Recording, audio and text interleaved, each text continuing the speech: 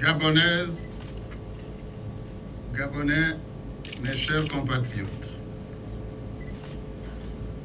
Après la disparition le 8 juin 2009 du président Omar Bongo Ondimba, qui a présidé aux destinées de notre pays pendant 42 ans, et après le deuil national que tout le peuple gabonais a vécu avec une tristesse réelle et une vive émotion, le souvenir de nombreuses années d'une franche collaboration, le respect de sa mémoire et la décence m'ont personnellement commandé d'observer un certain repli.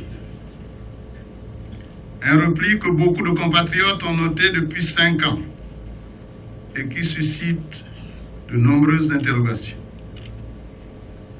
Un repli que l'on pouvait déjà subodorer dès le 21 juillet 2009, lorsque j'avais pris la décision de ne pas me présenter à l'élection présidentielle anticipée du 30 août de la même année.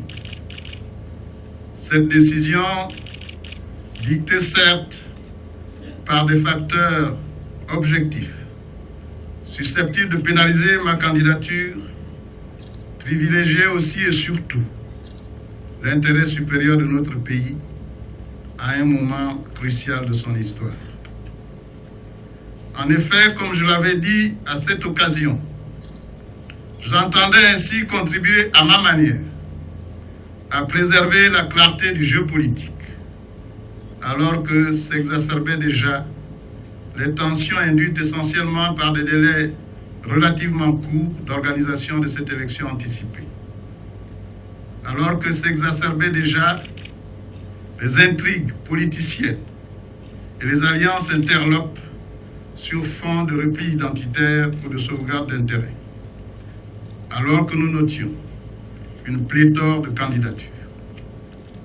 Un repli justifié par l'exigence de sagesse qui m'invitait à accorder, comme beaucoup de nos compatriotes, une période d'observation assortie du bénéfice du doute à M. Ali Bongo Ondimba, qui, à la suite d'une élection dont les résultats sont toujours contestés à ce jour, assume depuis le 16 octobre 2009 la lourde charge de président de la République. Un repli que justifie aussi la même exigence de sagesse qui me commandait d'observer la nouvelle opposition gabonaise quant à son ambition et à ses motivations, et d'observer également l'évolution de notre société, ses nouvelles aspirations et sa détermination à prendre en main son destin.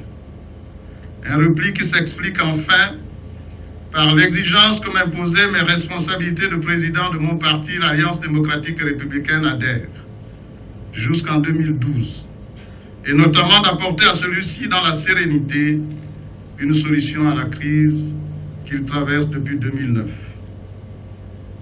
J'ai pris du temps, certainement trop de temps, en sollicitant l'indulgence de ceux de nos compatriotes qui me le reprocheraient. Je voudrais simplement dire ici que je tire aujourd'hui un grand profit de ce repli. Le constat que j'ai été ainsi amené à faire de l'état de la nation fonde plus que jamais mes convictions de toujours et à partir de ce jour, le sens de mon nouveau combat pour le Gabon. Mes chers compatriotes, à ce stade de mon propos, il m'importe de rappeler qu'à divers titres et fonctions, j'ai eu à assumer jusqu'en 2009 des responsabilités professionnelles et politiques pendant plusieurs années au service de mon pays. Je pense l'avoir servi avec loyauté.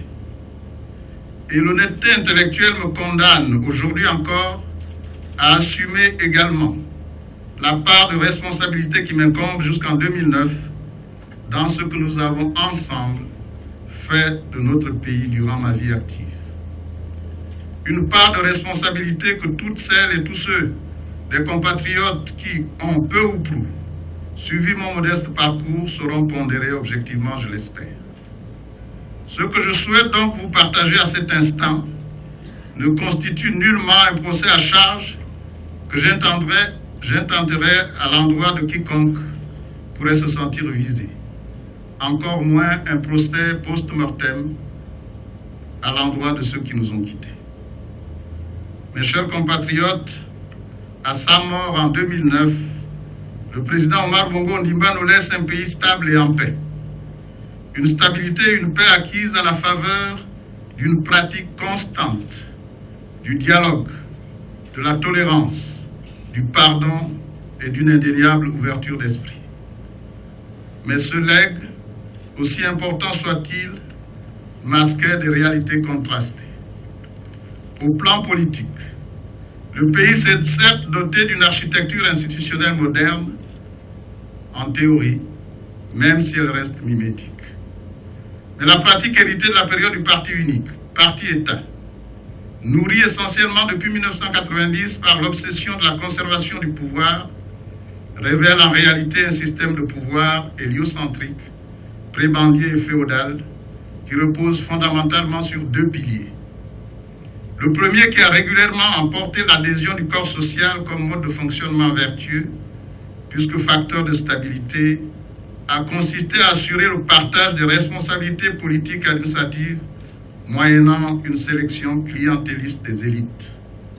Cependant, ce mécanisme profondément contraire aux valeurs républicaines a toujours comporté les germes d'une ségrégation communautaire, porteuse d'exclusion, d'inefficacité, d'irresponsabilité, d'injustice et de frustration.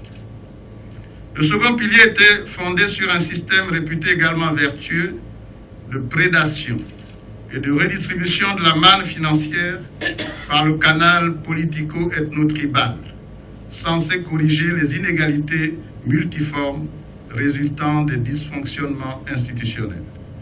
Ainsi, les ressources captées par les ressortissants d'une province dans l'exercice de leurs charges politiques ou administratives devaient être investies ou redistribuées principalement dans leur province d'origine, dans l'illusion de faire reculer la pauvreté. Les résultats de cette pratique ont manifestement démontré l'inanité de cette approche. Mes chers compatriotes, le 21 juillet 2009, dans ma déclaration rappelée au début de mon propos, je m'étais permis d'esquisser à grands traits le portrait du président de la République que nous devions élire le 30 août de la même année, ainsi qu'un aperçu des attentes de nos compatriotes à l'époque, je cite. La charge présidentielle au niveau d'un État est perçue par tous, mais méconnue de tous. Nous devons nous garder d'en réduire les exigences aux apparences. La fonction suprême à la tête de l'État est contraignante. Elle exige pour première qualité l'amour de la patrie. Servie par une volonté ferme, elle postule la vision de réaliser le bien-être au profit de tous. L'exercice du pouvoir suprême impose humilité, écoute de tous, discernement, tolérance, patience et sagesse, vertu que seul le temps et la connaissance intime de son pays et de ses concitoyens permettent d'acquérir. C'est pourquoi les hommes d'État, ce qu'ils sont, si peu semblables au commun des citoyens. Et j'ajoutais, aujourd'hui plus que jamais, notre peuple exige la démocratie certes, mais aussi et surtout la paix, l'unité, la justice sociale, un mieux vivre et la sécurité pour tous. C'est l'État impartial et au service de tous que notre peuple attend. Il rejette désormais l'État aveugle et autiste. Il recuse une administration arrogante et peu soucieuse du véritable service public. Une administration qui foule aux pieds l'intérêt général. Une administration qui emprunte régulièrement les chemins tortueux du tribalisme. Une administration qui nie les droits de certains et les promesses de la République. Nos compatriotes nourrissent une nouvelle espérance, l'espérance d'une vie meilleure dans un Gabon nouveau où chacun trouvera sa place et la réalisation de ses légitimes aspirations. Fin de citation. Mes chers compatriotes, en 2009, lorsque M. Ali Bongo Ondimba accède à la magistrature suprême, nous étions en droit de nourrir l'espoir d'un véritable changement au niveau de la gouvernance du pays. Je suis malheureusement convaincu aujourd'hui comme beaucoup de nos compatriotes, aussi bien dans l'idée qu'il se fait de sa charge qu'au niveau de l'exercice de celle-ci, M. Ali Bongo Ondimba a résolument décidé de prendre le contre-pied du profil pourtant sommaire que je venais de rappeler. Que les deux piliers évoqués précédemment, même s'il s'ingénie à les maquiller par la magie du verbe, de l'image et de la communication, constituent pour l'essentiel le seul héritage dont il a manifestement du mal à se défaire dans sa pratique politique depuis 5 ans. En effet, l'exercice empreint de népotisme et passablement monocratique, autoritaire et arrogant du pouvoir par l'institution président de la République confirme son caractère héliocentrique. Le choix des hommes n'obéit toujours pas au souci de garantir l'intérêt général. Malgré les intentions affichées, la sélection clientéliste des élites a survécu et s'est même enrichie de la sélection générationnelle orientée. Pour assurer le renouvellement d'une classe dirigeante toujours issue depuis 24 ans du même parti, le Parti démocratique gabonais, et subsidiairement de la même majorité. La dissolution de l'Union nationale, principal parti de l'opposition, l'exclusion de la vie publique de nombreux citoyens jouissant de tous leurs droits et pour certains d'entre eux la suppression de leur salaire constituent des violations flagrantes de notre Constitution et des dispositions pertinentes de la Charte africaine de la démocratie, des élections et de la gouvernance, ainsi que de la Charte africaine des droits de l'homme et des peuples. L'indépendance des pouvoirs exécutifs, législatifs et judiciaires est quasiment virtuelle. Les agences et les sociétés étatiques ou para-étatiques qui ont été créées, au lieu d'être des organes d'exécution des politiques sectorielles du gouvernement, relèvent directement de la présidence de la République qui s'implique ainsi dans la conduite de la politique de la nation, au lieu qu'elle en assure l'arbitrage dans le cadre du fonctionnement régulier des pouvoirs publics conformément à la Constitution. Et dans ces conditions, les ministres, comme disait le général de Gaulle, n'assurent plus que la figuration exécutive du moment. Des élections moins libres, moins transparentes et moins crédibles, encadrées désormais par des textes législatifs et réglementaires particulièrement restrictifs et des institutions qualifiées aux ordres, ont vidé les deux chambres du Parlement de toute représentation significative de l'opposition et donc de tout débat démocratique, les confinant quasiment au rôle d'officine d'enregistrement. C'est ainsi, par exemple, que depuis 2010, les lois de finances sont votées alors que les lois de règlement des exercices antérieurs ne sont pas préalablement sanctionnées par le vote de la représentation nationale. De même, les comptes publics de l'État ne sont pas validés par la Cour des comptes depuis 4 ans. Les mécanismes fondamentaux du jeu parlementaire que sont les motions de censure, le droit d'amendement, les commissions d'enquête, les commissions de contrôle ne sont que formelles, voire mimétiques. La politisation et la corruption plus accentuée de la justice, le manque de liberté et de moyens des juridictions ne permettent toujours pas au pouvoir judiciaire de remplir sa mission en toute indépendance. L'insécurité des personnes et des biens, la criminalité multiforme, la dépravation tolérée, voire entretenue des mœurs, l'application discriminée de la loi achève de donner à notre pays l'image d'un pays mafieux.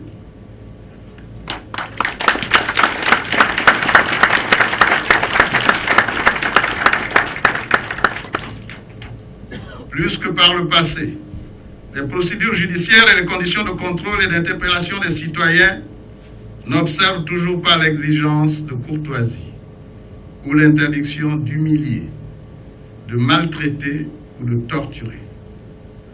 On relève régulièrement, plus que par le passé, de graves atteintes à la liberté de la presse, à la liberté d'opinion, aux libertés d'association, de réunion ou de circulation.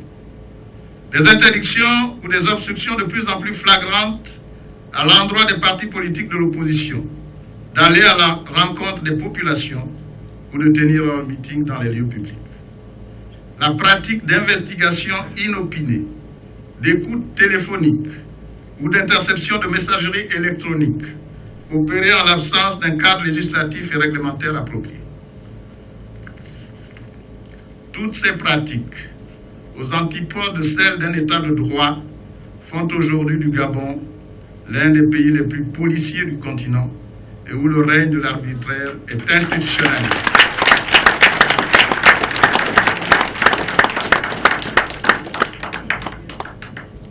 Les recrutements de mercenaires ou de nervis dans des sociétés de gardiennage aux ordres, voire dans les forces de sécurité et de défense, exacerbent les inquiétudes de nos concitoyens et font redouter un embrasement à l'image des affres que vivent d'autres pays du continent. Ainsi, le non-respect de plus en plus avéré des valeurs républicaines ruine chaque jour davantage la crédibilité de l'État et l'efficacité de l'action publique.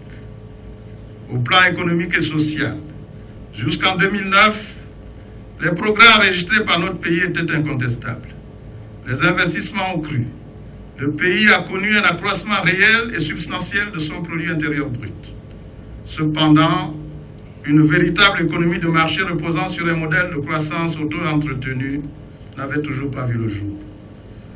La confusion du monde politico-administratif avec le monde des affaires limitait encore l'attrait des capitaux et les jeux concurrentiels, comme elle entravait la liberté d'entreprise et inhibait les aptitudes du marché à produire des biens et services de qualité, pouvant soutenir la concurrence sur les marchés.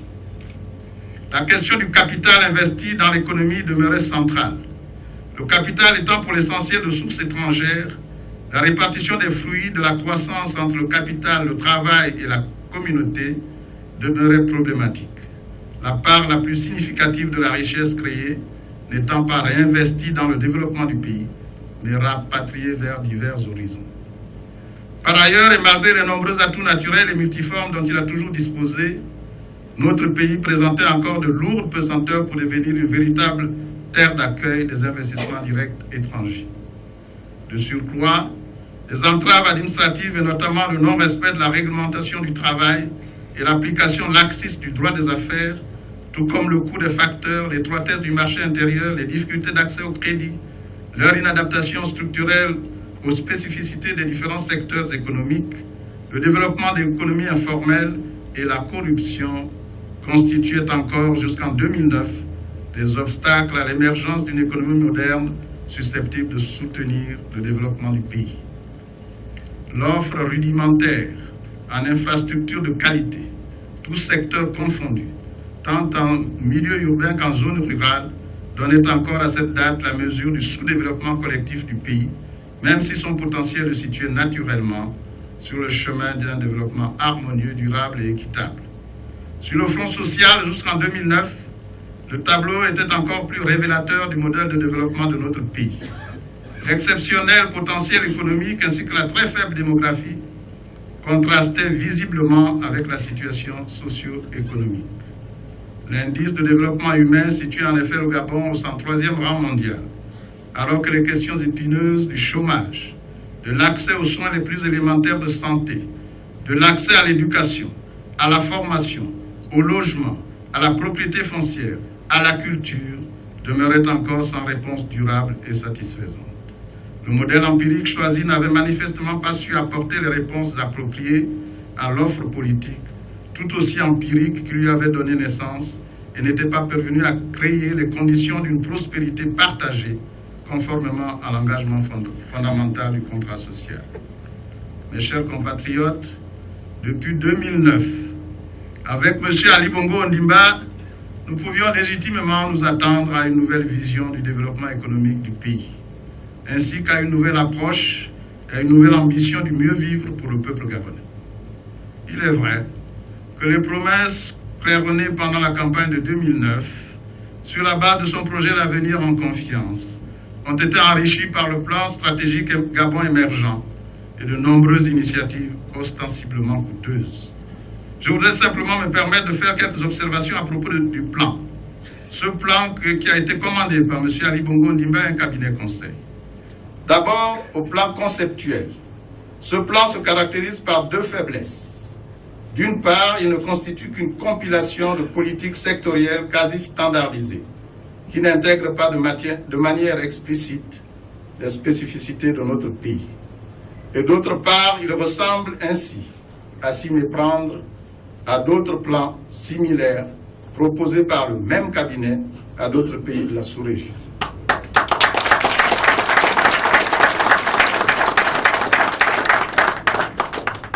Il pêche ainsi par une absence d'originalité et d'adaptation contextuelle aux réalités locales, et il semble par ailleurs occulter la nécessaire synergie avec les préconisations stratégiques de la Commission économique et monétaire de l'Afrique centrale, CEMAC.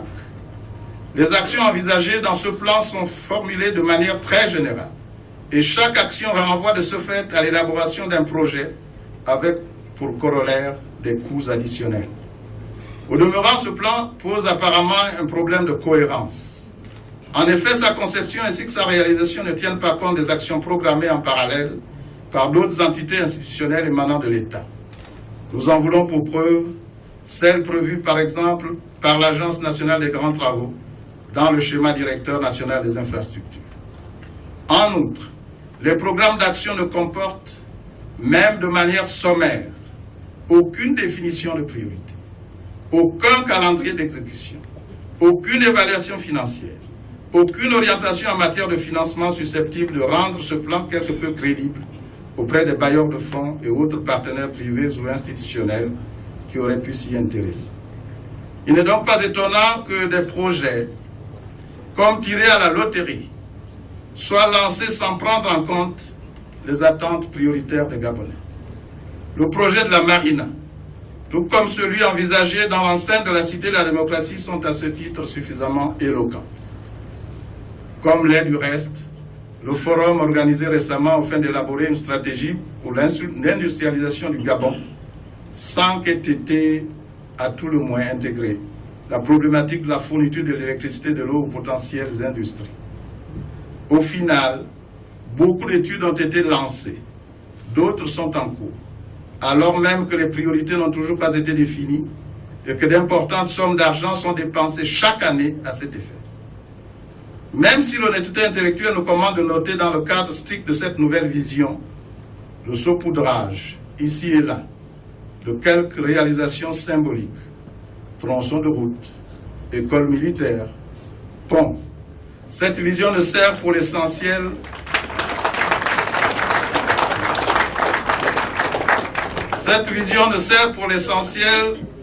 que de substrat à l'imagination féconde et au discours fumeux des turiféraires chargés d'envoûter.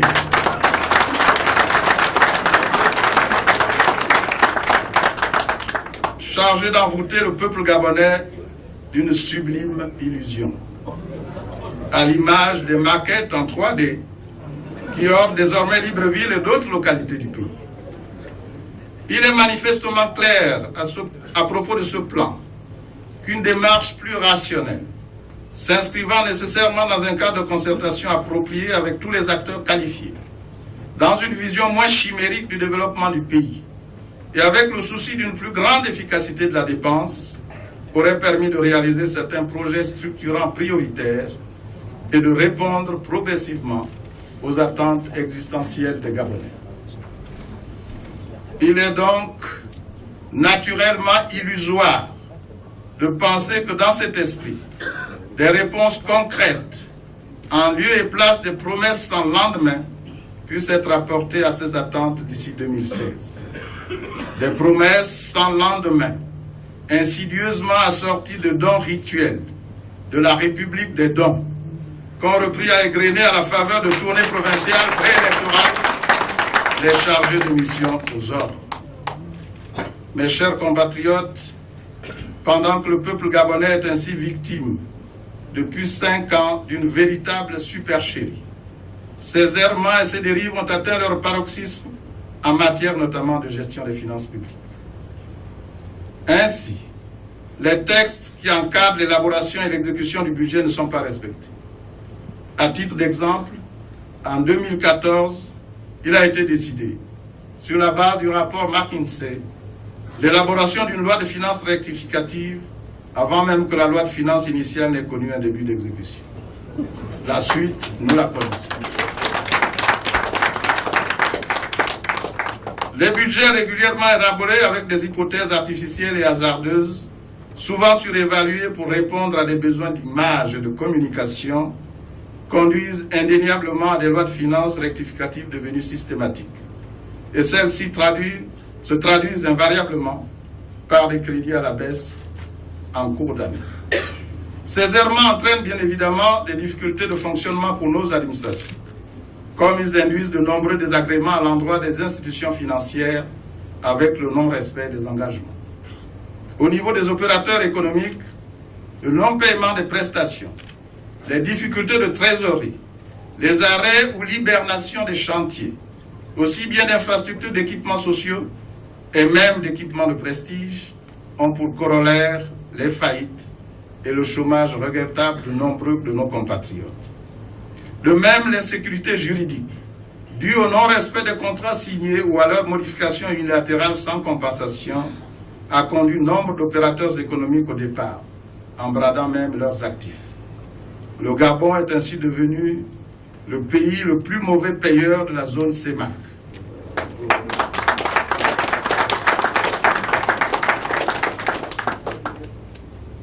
Malgré cela, il recourt de plus en plus à des emprunts dont les affectations et les utilisations réelles sont sujettes à caution.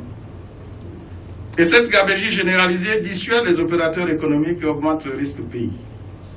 En l'absence notoire de données budgétaires fiables, de procédures transparentes, d'instruments budgétaires éprouvés, le contrôle budgétaire n'est que formel.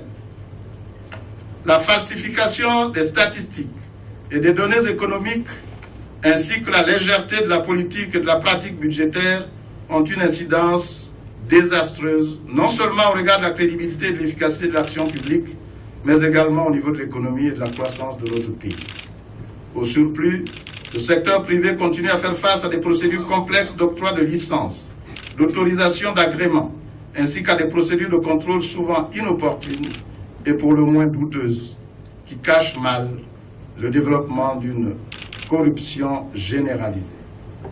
Le secteur informel continue à se développer sans qu'il ne soit envisagé à ce jour la mise en place de réglementations et de mécanismes à même de réduire progressivement la part relative de ce secteur dans l'économie du pays. La politique d'autosuffisance alimentaire, véritable clé de voûte de tout développement d'un pays, est devenue une arlésienne et ne sert qu'à alimenter les thèmes des discours destinés à abuser de nos compatriotes, pour mieux masquer la collusion frauduleuse avec les importateurs de tout genre et de toutes origines, qui nourrissent près de 90% de la population de notre pays, moyennant d'exorbitantes sorties de devises. La croissance actuelle qui se situe en moyenne entre 5 et 6% de 2010 à 2013 et qui est régulièrement présentée comme l'une des performances phares du pouvoir, n'est, je dirais, en réalité que par les cours des matières premières qu'exporte notre pays. Le pétrole, le manganèse et le bois représentent encore à eux seuls en 2014 97% de nos exportations. Mais la production pétrolière qui est passée de 12 100 000 tonnes en 2011 à 11 300 000 tonnes en 2013 devrait chuter de moitié dans 10 ans. Associée aux fluctuations des cours, la chute de la production pétrolière entraînera inéluctablement à court terme et probablement à moyen et long terme une baisse significative des recettes budgétaires correspondantes s'il n'y a aucune découverte majeure d'ici là. Et depuis 5 ans, malgré quelques initiatives qui, par leur évidente impréparation et les résultats enregistrés à ce jour, donnent la nette impression de leur improvisation, les prémices rassurantes de la nécessaire diversification de notre économie, seules à même de créer plus de richesses et d'emplois à long terme, ne sont toujours pas visibles. Au plan social, depuis 2009, le tableau est chaque jour plus sombre. Les hôpitaux manquent de tout. Personnel, médicaments, lits, eau potable. Les femmes à terme se libèrent à même le sol des couloirs des rares maternités encore fréquentables ou simplement des centres hospitaliers ou autres dispensaires. Les personnels sont au bord du désespoir. Un désespoir qui n'a d'exutoire que les grèves à répétition. Alors que pendant le même temps, Les gouvernements qui se relaient continuent à construire des hôpitaux ou des centres hospitaliers universitaires modernes, sans chercher à se résoudre au préalable ou concomitamment la problématique du personnel qualifié et des moyens nécessaires à un fonctionnement efficient de ces structures. Sans envisager de remettre à niveau et d'améliorer le fonctionnement des hôpitaux de référence qui existent dans chaque province et qui avaient pour vocation à rapprocher des populations l'offre de soins à l'intérieur du pays. Dès lors, on ne peut être surpris de constater que ces hôpitaux régulièrement désertés par les malades soient devenus de véritables mouroirs.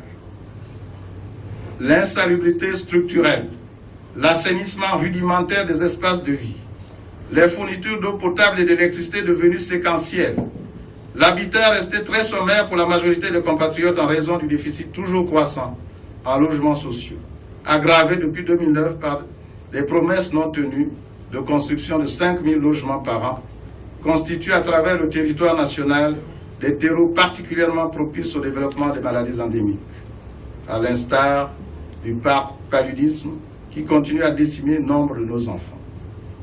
Le système scolaire de notre pays est paralysé. 30% des élèves sortent du système sans qualification, tandis que 60% échouent durant leur premier cycle universitaire. L'école publique, autrefois berceau d'un enseignement de qualité et moyen le plus noble d'accéder par le mérite à la réussite sociale, n'est plus que l'ombre d'elle-même. Les actes de nombreux états généraux de l'éducation croupissent dans les placards des bureaux.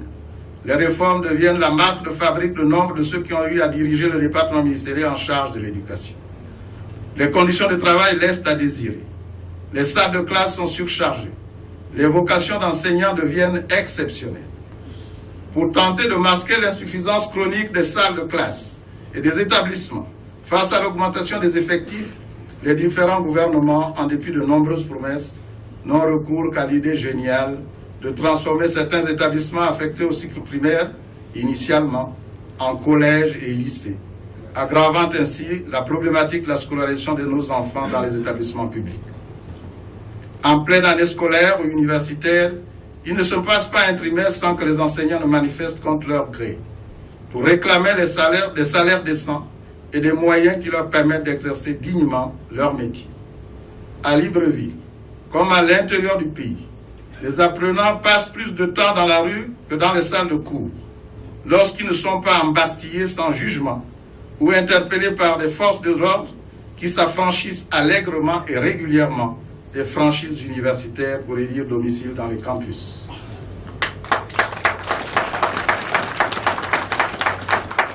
Ainsi, et malgré les performances souvent aléatoires et des frais de scolarité hors de portée pour de nombreuses familles aux revenus modestes, l'école privée, dont nombre de promoteurs sont de surcroît souvent des hauts cadres de la nation, est devenue plus que jamais, d'année en année pour les parents, et ce au prix de sacrifices suicidaires, la seule voie de salut souvent illusoire pour leurs enfants. Malgré les promesses réitérées des résorptions progressives, le chômage qui touche près de 30% de la population active, voire 40% des jeunes en âge de travailler, condamne ces jeunes à l'oisiveté, mère de tous les vices, et particulièrement les jeunes filles, à la prostitution à peine déguisée. Le travail ne séduit plus. L'argent facile et la rente fascinent. La culture du mérite ne fait plus recette. L'enrichissement immédiat et à tout prix accroît la propension à la corruption et à toutes les dérives. Comble de l'abomination, le commerce manifestement lucratif des organes humains à des fins mystiques prospère comme jamais auparavant, et les crimes crapuleux qui l'accompagnent plongent de nombreuses familles dans l'exaspération. Les procédures judiciaires initiées essentiellement par ces familles et rarement par la puissance publique n'établissent quasiment jamais la matrice des responsabilités, ne servent que d'exutoire à une impunité institutionnalisée et pour cause.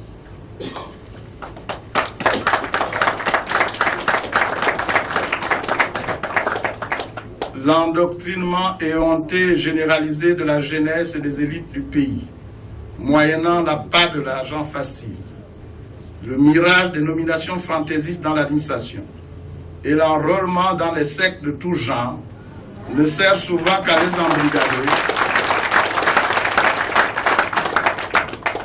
Ne sert souvent qu'à les embrigader pour la défense aveugle d'intérêts partisans, si ce n'est à couvrir des pratiques d'un autre âge et des déviances morales dégradantes. On peut alors légitimement s'interroger sur la pertinence des conclusions de nombreux rapports et études réalisés par différents organismes ou institutions depuis 2012, qui ne cessent de créditer le Gabon d'être sur le chemin de la bonne gouvernance. Alors qu'en matière de développement humain, notre pays progresse en réalité moins vite que d'autres pays, qui ont moins d'atouts. Car malgré l'évolution de son indice, qui est passé de 0,662 en 2010 à 0,674 en 2014, le pays régresse dans la même période du 93e au 112e rang mondial. Alors que certains de nos indicateurs sociaux nous alignent au rang des pays les moins avancés, bien que paradoxalement le produit intérieur brut par habitant reste relativement élevé, presque 8 800 $ US, et nous situe dans la catégorie des pays à revenus intermédiaires. Alors que l'audit du Trésor public gabonais, réalisé de février 2014, a dévoilé un vaste système de détournement dont se seraient rendus coupables depuis des années des hauts cadres de la République et des chefs d'entreprise. Dans ce climat, la paix et la stabilité apparente qu'on observe ne sont que la résultante d'une réserve encore contenue, très culturelle d'un peuple fondamentalement pacifique et qui donne l'impression d'être ivre d'un envoûtement collectif.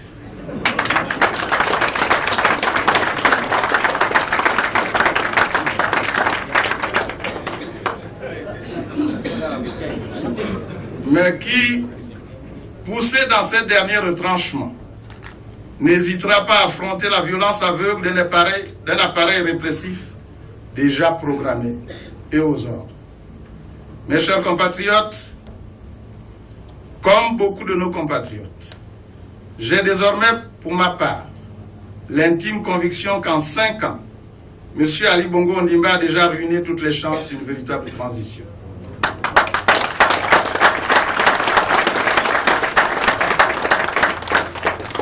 Celle-là même qui aurait dû mettre un terme à un système archaïque et ouvrir la voie à la restauration des valeurs républicaines, à l'avènement d'une véritable démocratie représentative, à l'émergence d'un véritable état de droit, à l'exigence de la bonne gouvernance et à l'organisation des modèles structurants de développement économique adaptés aux spécificités de notre pays.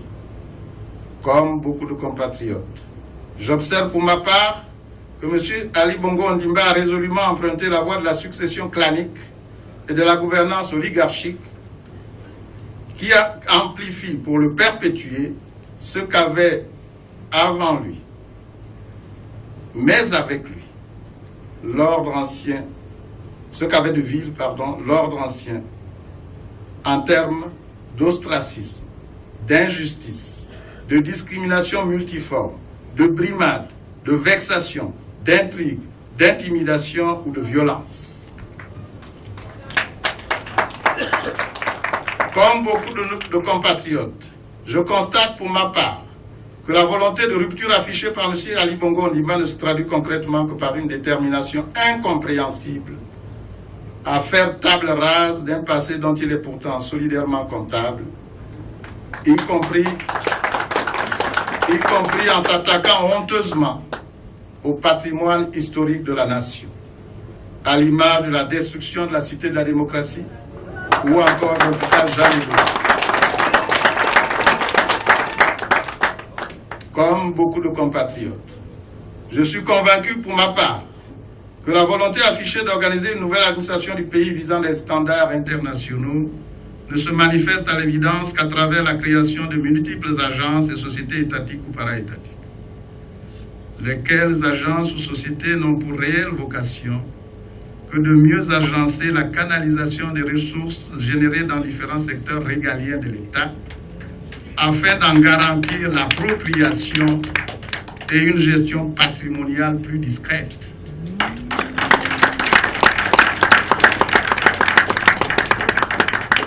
Comme beaucoup de compatriotes, je me rends compte que l'État est obstinément autiste, incapable de discernement pour répondre aux attentes réelles et prioritaires des Gabonais. Qu'une partie de l'administration aux ordres est devenue arrogante, peu soucieuse du service public, que la trahison permanente du peuple et l'achat des consciences sont devenues les vertus les mieux partagées au sein de la classe dirigeante de notre pays. Comme beaucoup de compatriotes, je note pour ma part que le pays est visiblement pris en otage par des néo-Gabonais.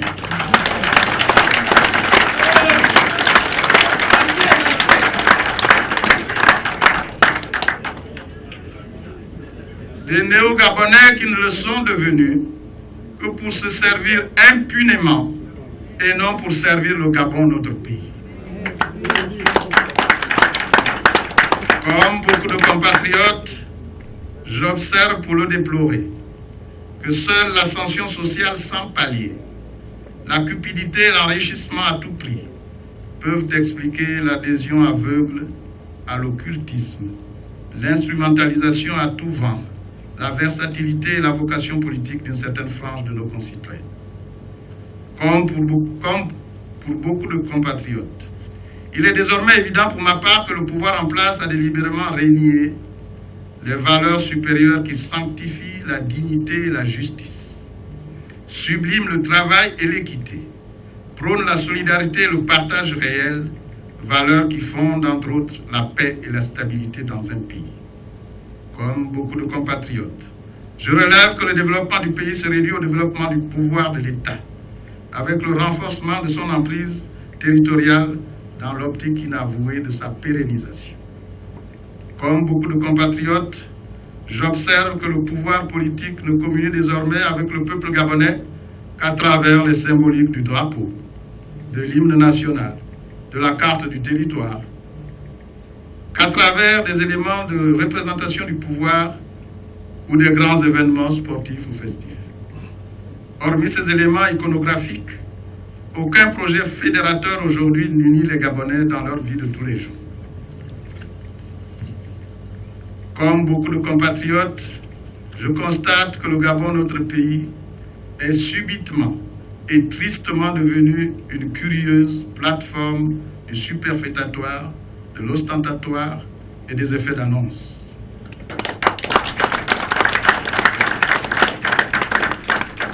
Gabon émergent en 2025.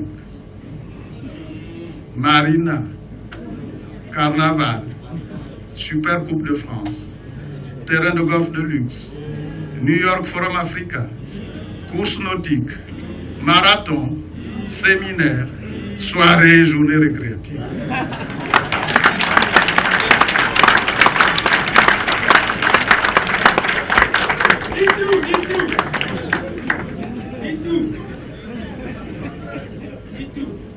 Tout est fait pour qu'à la limite, les Gabonais ivres de distraction finissent par normaliser leur misère endémique.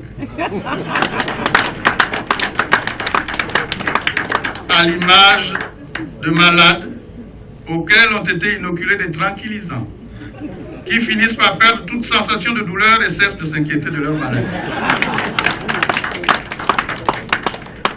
Mes chers compatriotes, notre pays est manifestement atteint d'un profond malaise.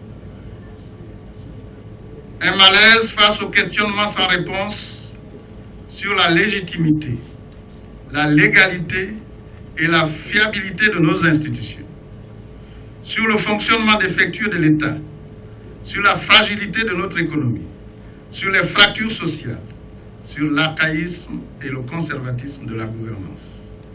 Un malaise face à l'intolérance, à la provocation, à l'arrogance, au mépris qualifié envers les citoyens et à la confiscation des libertés les plus élémentaires reconnues par notre Constitution.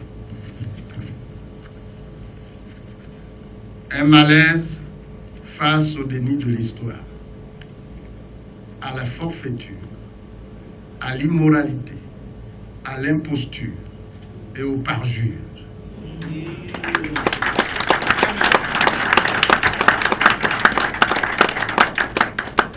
Un malaise face à l'impossibilité pour tout citoyen d'exprimer sa différence dans les médias publics, face au climat de désenchantement prononcé et de crispation profonde de toute la société.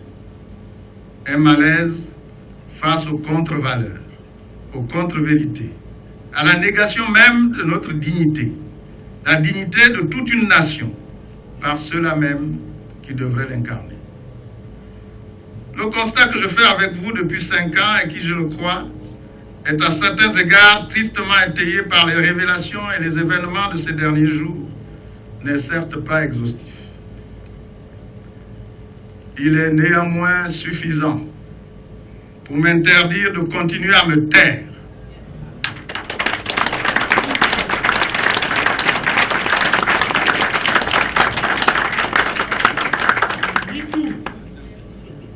J'ai donc décidé, ici et maintenant, de faire mien le combat des Gabonaises et des Gabonais qui aiment ce pays, notre pays, et qui rêvent d'un Gabon de tous les Gabonais,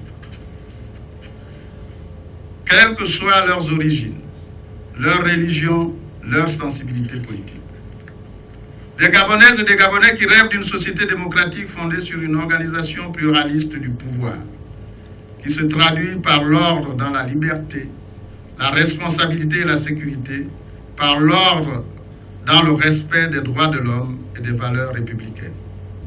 Des Gabonaises et des Gabonais qui rêvent d'un État démocratique dont les gouvernants exercent leur pouvoir à l'issue d'élections libres, transparentes et crédibles.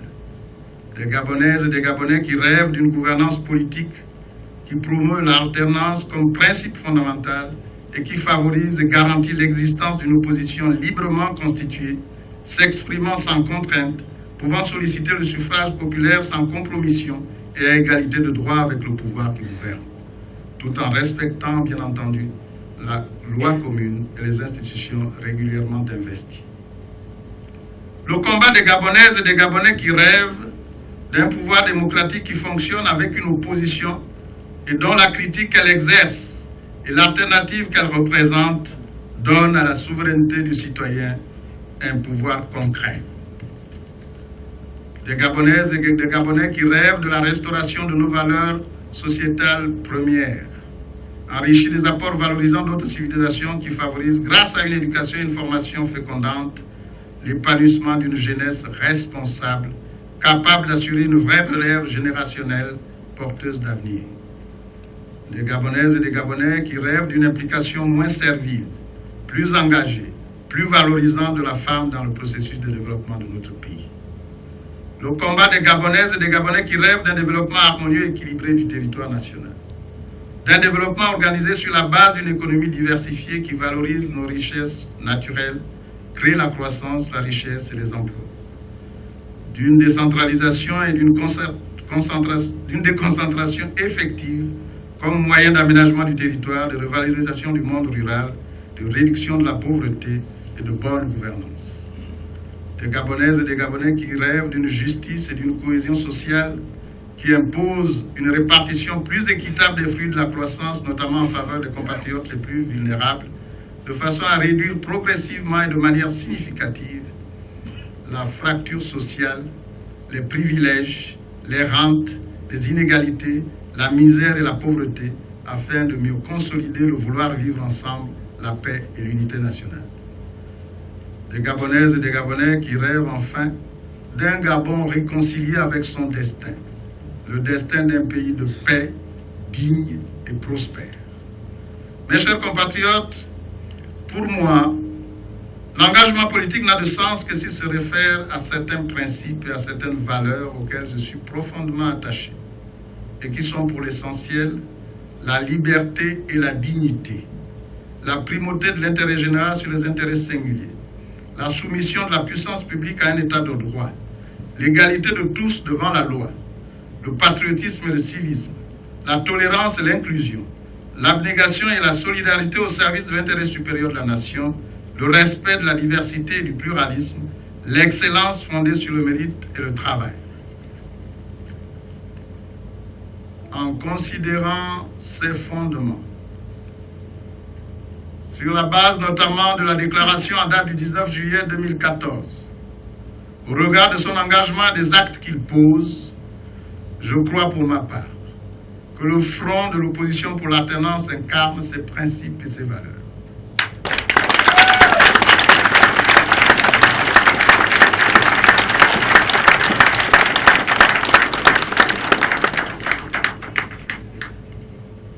Convaincu donc à ce jour que ces principes et ces valeurs, entre autres, ne seront jamais trahis par le front. J'ai, ici et maintenant, décidé, sur l'honneur, devant Dieu, devant la nation et devant l'histoire, d'inscrire mon combat à compter de ce jour dans le cadre du front de l'opposition pour l'alternance.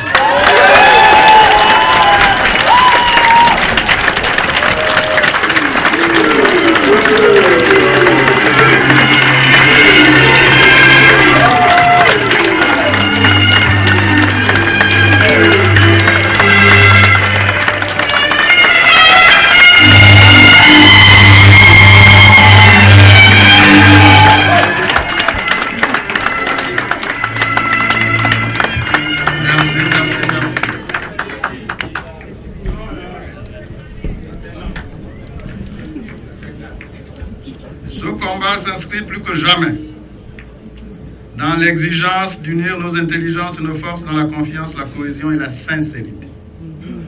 Dans l'exigence de définir ensemble les voies et moyens qui permettront de libérer notre pays, de bâtir ensemble un Gabon doté d'institutions modernes et démocratiques au service de notre peuple. Et dans l'exigence de ne présenter et de ne soutenir qu'un seul candidat à la prochaine élection présidentielle.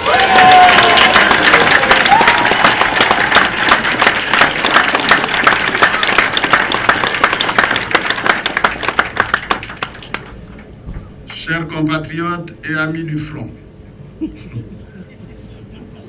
je souhaiterais qu'ensemble, nous méditions continuellement cette citation apocryphe.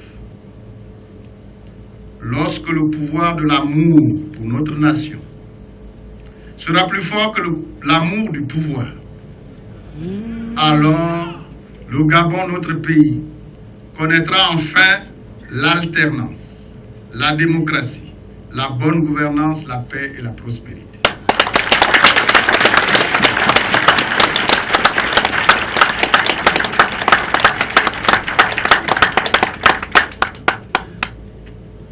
M'adressant aux Gabonaises et aux Gabonais, à mes chers compatriotes, malgré la confiscation de nos libertés les plus élémentaires, malgré le dévoiement de nos institutions au profit d'un clan ou d'une oligarchie, nous pouvons encore et ensemble bâtir un véritable état de droit et une véritable république. Malgré une société dont l'apathie apparente due à un manque de repères et d'épanouissement donne l'impression d'une paralysie quasi généralisée de nos intelligences et de nos forces, le Gabon dispose toujours, au regard notamment de la jeunesse de sa population, d'un riche potentiel humain capable qualitativement et quantitativement de promouvoir le développement de notre pays.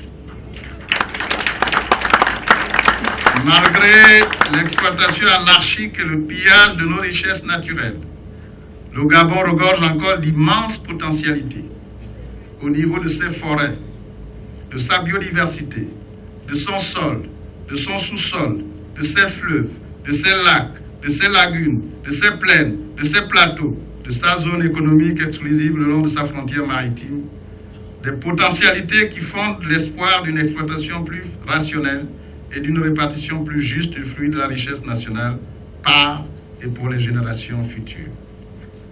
Malgré une pauvreté endémique, entretenue, parce que vouée à assujettir les Gabonaises et les Gabonais en vue de mieux les instrumentaliser, notamment lors des rituels électoraux ou à l'occasion des marches pour cause perdue,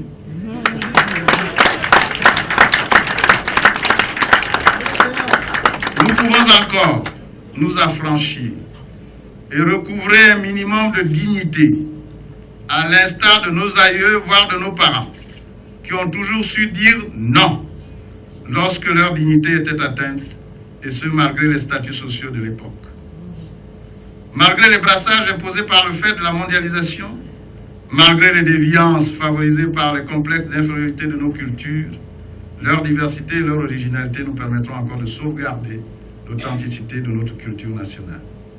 Mes chers compatriotes, la situation que le Gabon vit aujourd'hui et que nous vivons tous ne témoigne certes pas d'un présent radieux et présage encore moins d'un futur serein et paisible, mais elle ne saurait être une fatalité.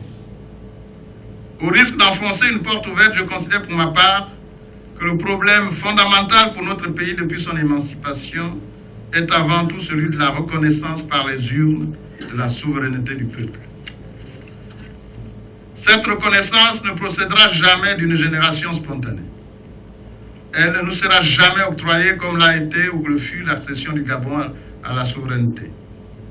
Ensemble, nous devons la conquérir et la préserver à jamais. C'est elle qui nous ouvrira inéluctablement les portes de l'alternance, ce postulat incontournable pour toute démocratie digne de ce nom. Aujourd'hui, plus que jamais, l'alternance est pour notre pays et pour notre peuple une exigence de survie. Le combat pour l'alternance doit désormais être le combat de toutes les Gabonaises et de tous les Gabonais. Aux élèves, aux étudiants, à tous nos enfants, à tous les jeunes, souvent sans emploi, désœuvrés et victimes des injustices ou de la vacuité de notre système éducatif et plus généralement des errements systémiques de la gouvernance de notre pays, je voudrais vous dire aujourd'hui que le traitement ou le sort qui vous a été réservé depuis de très nombreuses années justifie plus que jamais pour d'autres couches de nos populations le combat politique que nous avons décidé d'engager avec vous. Vous êtes le Gabon d'aujourd'hui et de demain. Je vous invite donc à vous joindre à nous en toute responsabilité pour libérer notre pays.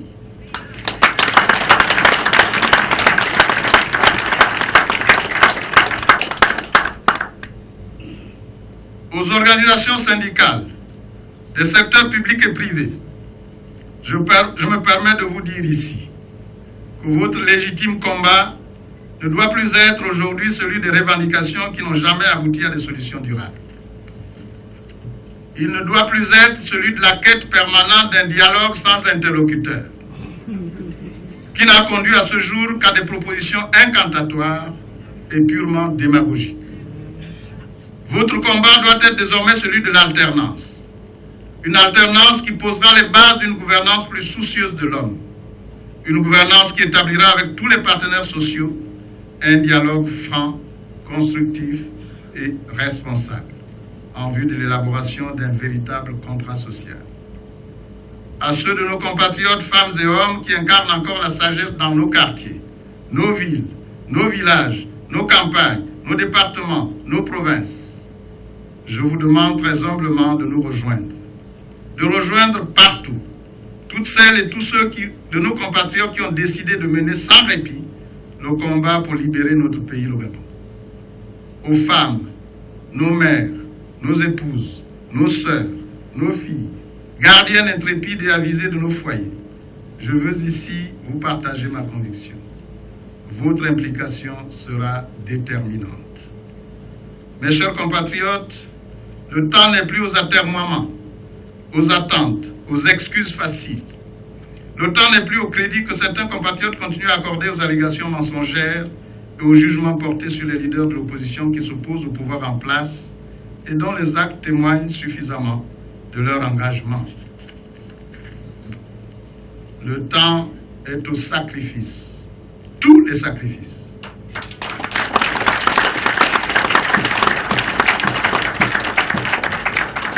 Pour libérer le Gabon, notre pays.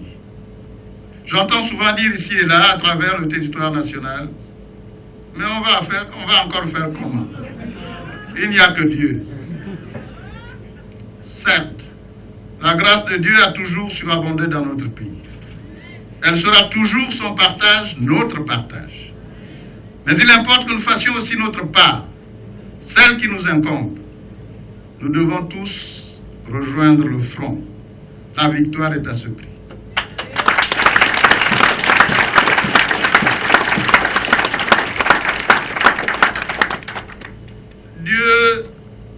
donne toujours la victoire à la vérité et à la justice.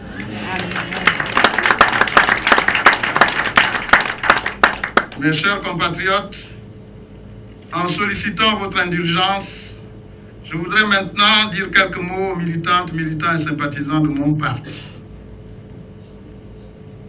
l'Alliance démocratique et républicaine ADER. Chers patriotes, chers amis, dans peu de temps doit se tenir le 4e congrès ordinaire de l'ADER. En mon humble qualité de militant, au regard de l'état actuel du parti et des défis auxquels notre pays doit faire face à court, moyen et long terme, au regard des événements de ces derniers jours, j'estime pour ma part que ce congrès s'impose d'être le congrès de la refondation du parti. Il doit en effet apporter à nos concitoyens des réponses claires quant à son ambition, à son offre politique et à son positionnement, pour les rassurer quant au sens réel de notre engagement politique. Et il doit par ailleurs résoudre impérativement la crise qui traverse le parti depuis 2009 et qui est née à la suite de l'une des résolutions adoptées par le Congrès extraordinaire qui s'était tenu la même année, peu avant l'élection présidentielle anticipée. Une résolution qui est devenue une véritable écharpe, une véritable pierre d'achoppement. Pour mémoire, cette résolution statuant sur la participation de l'ADER à la dite élection et adoptée par l'ensemble des congressistes, invitait chaque militant à voter en son âme et conscience le candidat de son choix. Pour des desseins inavoués à l'époque, mais que l'on imagine aisément aujourd'hui, certains militants parmi ceux qui avaient pourtant amplement inspiré et porté cette résolution en sont devenus, par le fait d'une instrumentalisation consentie, les impénitents pourfendeurs, contribuant ainsi à créer et à amplifier depuis plusieurs années le climat délétère qui règne au sein du parti. Il est vrai qu'à la suite de ce positionnement, en toute logique, je m'étais opposé à la majorité des cadres dirigeants du parti quant à notre adhésion sans condition à la nouvelle émergence républicaine, la nouvelle majorité républicaine pour l'émergence. Cette adhésion me paraissait en effet anachronique et incongrue. Et c'est uniquement pour ne pas prêter le flanc à ceux qui, de l'extérieur et avec la complicité de certains cadres, travaillaient à diviser, voire à liquider le parti, et pour préserver son unité, que je me suis résigné à signer cette charte. Sur ce point, comme sur beaucoup de mes appréhensions, le temps a fini par me donner raison. En vous faisant donc part des orientations que j'entends désormais donner à mon engagement politique, j'ai également voulu ouvrir au sein du parti un débat sur des questions cruciales qui ne peuvent plus être plus longtemps éludées et qui doivent plus que jamais interpeller les militants et les militants de notre parti. La réponse à cette exigence de clarification déterminera, j'en suis sûr, l'avenir du parti en même temps qu'elle édifiera davantage le peuple gabonais sur les réelles motivations de notre combat politique. Gabonaises, Gabonais, chers compatriotes, je voudrais pour terminer vous partager cette pensée de Mirabeau, homme politique français. Celui qui a la conscience d'avoir mérité de son pays et surtout de lui être encore utile. Celui que ne rassasie pas une vaine célébrité.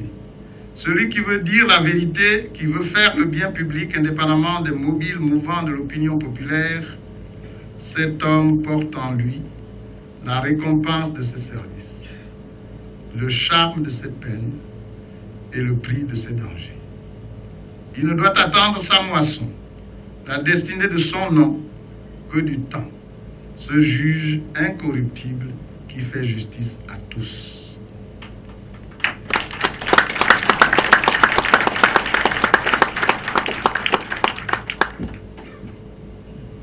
Vive le Gabon, vive la patrie, je vous remercie.